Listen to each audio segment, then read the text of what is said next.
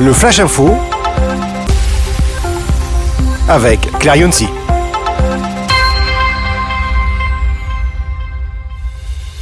Bonjour à toutes et à tous et bienvenue dans votre Flash Info sur ANews Workwell.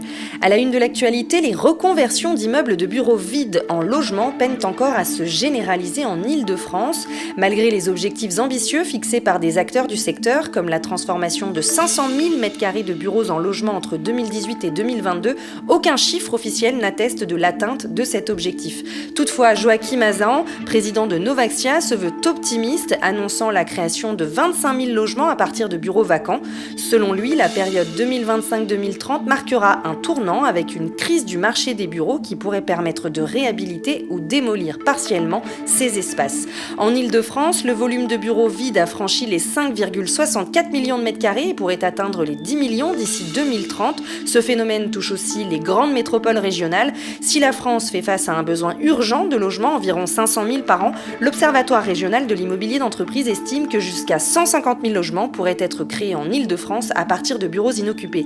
Cependant, la transformation ne fonctionne pas partout. Certaines zones, comme le centre-ouest de Paris ou certains pôles économiques, sont moins propices.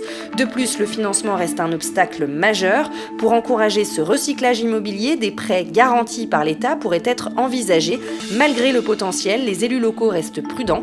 La reconversion d'immeubles de bureaux en logements pourrait impacter les finances locales, ce qui complique la tâche des promoteurs. Les prochaines élections municipales en 2026 risquent de rendre les maires encore plus réticents. Sergey Brin, cofondateur de Google, a lancé un appel fort à ses équipes. Dans une note interne récemment dévoilée, il a recommandé à ceux travaillant sur Gemini, le modèle d'intelligence artificielle de Google, de travailler 60 heures par semaine et d'être présents au bureau tous les jours de la semaine.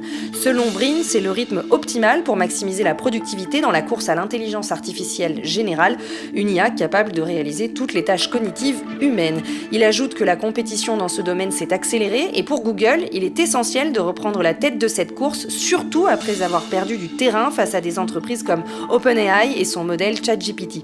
Cependant, la politique officielle de Google n'a pas changé pour l'instant. Les employés sont toujours tenus de se rendre au bureau 3 jours par semaine minimum, mais Brin n'hésite pas à pousser plus loin en évoquant la nécessité de redoubler d'efforts. Il a aussi critiqué ceux qui se contentent du strict minimum. Selon lui, ces employés sont non seulement improductifs, mais ils peuvent aussi avoir un impact démoralisant sur l'ensemble des équipes.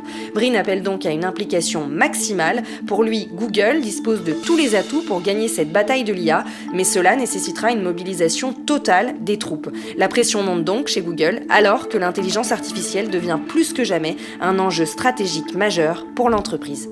Si vous voulez rester connecté aux infos d'ANews Workwell, rendez-vous sur notre site ANews Workwell, le média d'information des nouveaux modes et lieux de travail.